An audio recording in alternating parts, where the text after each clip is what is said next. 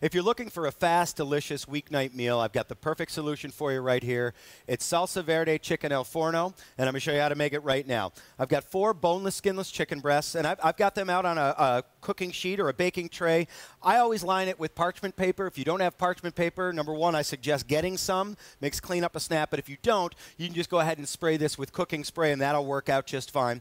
I'm going to season these pretty aggressively with salt and pepper. And I've got an oven preheated to 450 degrees while I'm doing this. All right? So salt, always use fresh cracked pepper if you can.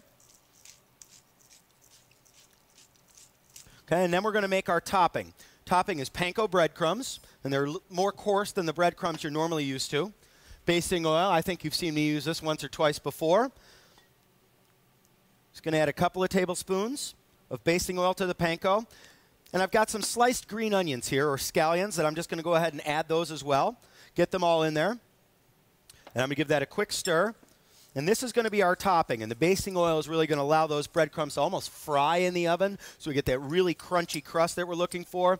And also, it's going to flavor it. We've got the thyme, we've got the garlic, the parsley. I think you've heard me say that a few times before as well. So we want to mix and make sure that it's completely mixed so that all the breadcrumbs are coated with the basting oil. All right, so that's all mixed together. What I have here is some roasted salsa verde. It's tomatillos, which is almost like a sort of a bitter tomato. It's got jalapenos, a little bit of roasted tomato, lime juice, cilantro, and I'm going to spoon a little bit over the top of each chicken breast, and that's going to help this crust adhere to it. So I'm going to use about a tablespoon on top of each chicken breast.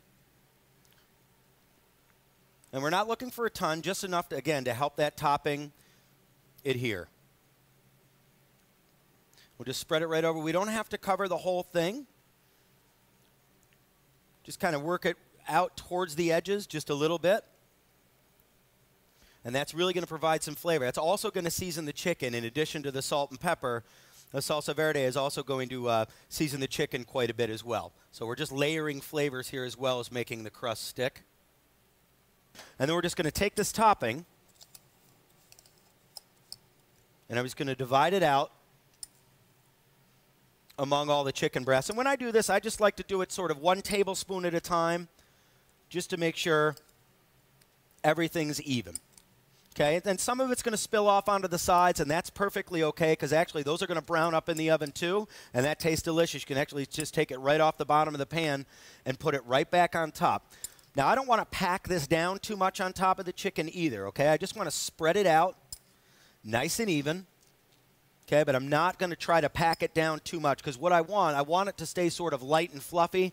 So as it's heating, again, that oven's 450 degrees. So as it's cooking, I really want those breadcrumbs to toast up nice. And there you have it. I'm going to go into a 450 degree oven for about 20 or 25 minutes. We'll take the temp, make sure we're where we need to be, and dinner's on the table.